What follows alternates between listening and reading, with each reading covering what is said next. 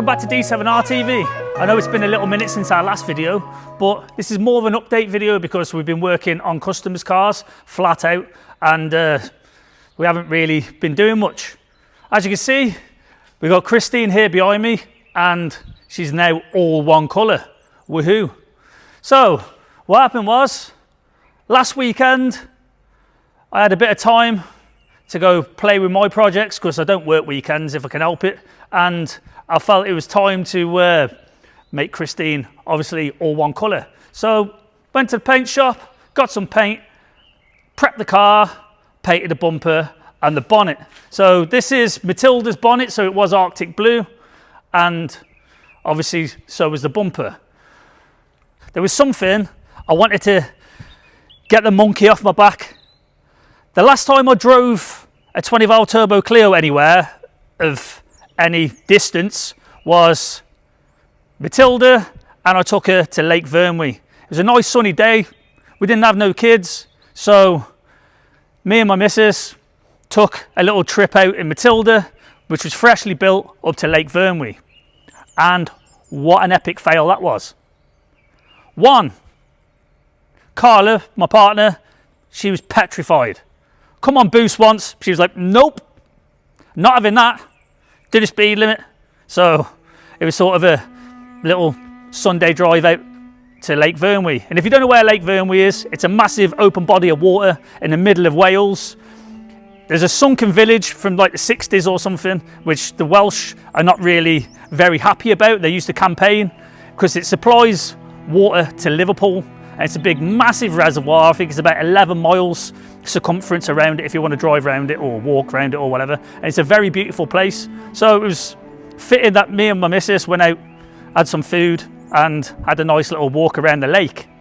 So being that wasn't the best experience in the car because Turbo decided to leave the chat, should I say, and smoke its bag off, and I had to limp it all the way home. I wanted to break that hoodoo and take Christine. My missus went out with a friend to Liverpool on a night out. She came back and she says, right, you go and play, go and do what you got to do. So took the car for a wash on Sunday morning, then filled her up, V-Power of course, and set off to Lake Vyrnwy. I didn't take any camera equipment, didn't take mics or anything, only my phone. So this was sort of one for me, and I just went to have a play with a few cars on the way there and give her a shakedown and see what happens. Now, the only thing that sort of did happen was, as soon as I got to Lake Vyrnwy, one of my radiator brackets decided to leave the chat, which is totally understandable, being that the engine mounts can literally vibrate the tits off a donkey. But that was it. Plain sailing, all the way there, all the way back. But apart from, as you can probably tell, I now have the OZ wheels on there, the red wheels with the winter wheels with the Pilot Sports on. Now I'm on GITI semi-slicks. And these are not the best to take out on a damp day of any sort. So it obviously looks better now, in my opinion. I don't know what you guys think, but I decided to put the semi-slicks on. It was nice and dry, and that should have been it. But as soon as I reached a place which is just outside Shrewsbury called Knockin, it's as if the farmers had literally muck spread the roads. It was that thick of cow shit, and it was like Torval and Dean. I was sliding around like there weren't no tomorrow, and it was very sketchy to say the least. But as soon as I got out of Knockin, oh, and also, if you go out that way, on top of the shit, they seem to have like put hardcore down. So cars were coming past and literally pebble dashing the car, and the stones were like the size of 50p's. If you don't believe me, just go out there and go find out for yourself. I wouldn't bother, to be fair. It wasn't the best experience. But apart from that 6 miles of muck spread road, it was all open roads, all open lanes, and it was a nice little fun drive out. Winning. As you can see, something's changed.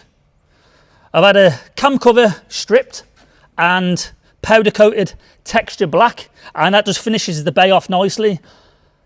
And when I got back, the first thing I wanted to do was change that wastegate spring. And when I stripped the wastegate down, because literally it went out of the Mamba box straight on the car.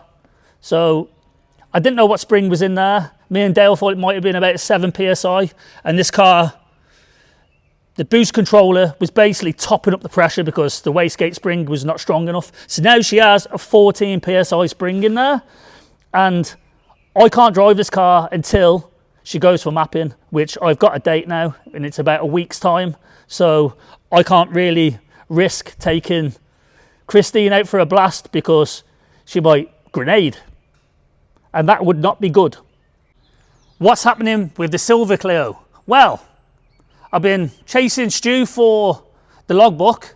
He says it's been ordered, but he hasn't had it back yet, and I might be better off filling out a V62 form and doing it myself, which fills me with a lot of confidence. So before I plough a £1,000 engine and 200 quid's worth of fluids in the car, it can stay as it is for now. So I apologise in advance for that, but until I have the logbook, I am not going to turn any more spanners on this car because you never know what's going to happen. But I do have a lead on another car, and it is a blue, Arctic Blue 182. And that, I do have some ideas. This, you guys have asked for it to become a track car, and I fully am behind that, and that will happen once I have paperwork in hand. But the other Clio that we are just about to pull the trigger on is sort of a track car. It still has its interior and stuff, but it's low mileage, and it's been abandoned and sat for around 4.5 or 5 years. And thanks to my mate Steve, who on his travels, I do have a few people that go, oh, there's a Clio here, there's a Clio there, and I appreciate that because I will buy all of them if they come across at the right money, as you do, because that's the trade I'm in. We'll be getting that car, and that may be a Matilda replacement. And as I said, my missus is petrified of Christine, and she will not sit in it. Not even switch it on, she will not go in it. So I'm thinking, maybe should I turn the other one and restore it, pull it back, turn it back to standard? I think that would be the right thing. Then maybe we could go on some shows together as a family. I'll take Christine, she could take the other car. It's just an idea for now. So I can see it definitely happening. So I'll just give you an update on that one. Back to Christine. So my friend Sam hit me up the other day. Shout out to Sam. He's just bought another track car. He's big into his Civics and other Jap stuff. And he says, I'm going to Summer Action Day at Castlecombe on the 19th of July. So would you like to come? We booked on a paddock. So I'll jump straight on that. Hopefully we can get some track time. But if you'd like to see Christine in the flesh, we're going to be there 100%. So there you go. Right, so I understand there's a few of you that are not into Clios. I mean, I'm somewhat of a content creator now, and I'm after views and subscribers. I'm nearly on 1,000 subscribers now, thanks to everyone who's subscribed, but I understand that it might be pissing you off a little bit for a few of you that are not into Renaults. But I'm figuring that me doing the Supra, I've stopped filming the Supra because one, it's a very rare car, and two, it's a very long-winded process because I'm not just welding panels in, I have to make them from scratch, and that is very time-consuming, and there's a lot of stuff I need to sort on it. I mean, it's been a long road, but if I need to get value like you do, you have to get value out of watching a video, and you have to like it and watch it, whatnot. So I might be waffling on a little bit, but those videos that I put up of the Supra, I thought would be good, but they're not getting the likes or the watch time that perhaps is not great value to me. So while the Clios are hot, I'm going to keep putting my Clio stuff out, and it'll be probably weekly. Piss off, fly. I don't smell that bad. Adios. So yeah, that is what's happening. And when something else comes that may be a little bit more popular after the Supra, we'll be straight back on tutorials and stuff. So that's it for me and Christine for now. We will come back with a video once we have something for you, which is of value. Maybe next week when we take her for mapping. I know a few of you guys are wondering what sort of power she is, but we're not going to find out now because we've changed the wastegate spring. So we put the 14 PSI spring in. So it's not going to be the same car now. So whatever she makes is what she's going to finish with for the time being. I'm going to leave you with some of the pictures from Lake Vyrnwy, and I 100% recommend it if you fancy a little trip out somewhere. There's plenty of stuff to do, like get coffees, ice cream, all that jazz. So from me, from Christine, we'll see you on the next one. Adios.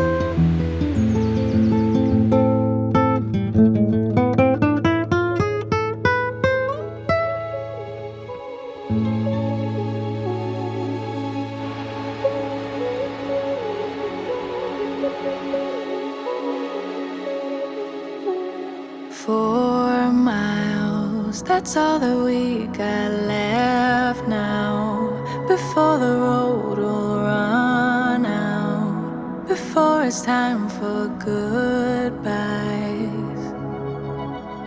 4 miles until we're changing our lives. What's at the end of this ride? Don't know just where we'll arrive. You could be there feeling like yourself. I could be there, be somebody else. We could be alright. You could be there feeling like yourself. I could be there, be somebody else. We could be alright. No looking back, eyes on the road. only thinking about where we're supposed to go. Don't have a map, just go with the flow. There's certain things we're not supposed to know. 4 miles, that's all that we have left now. That's all that we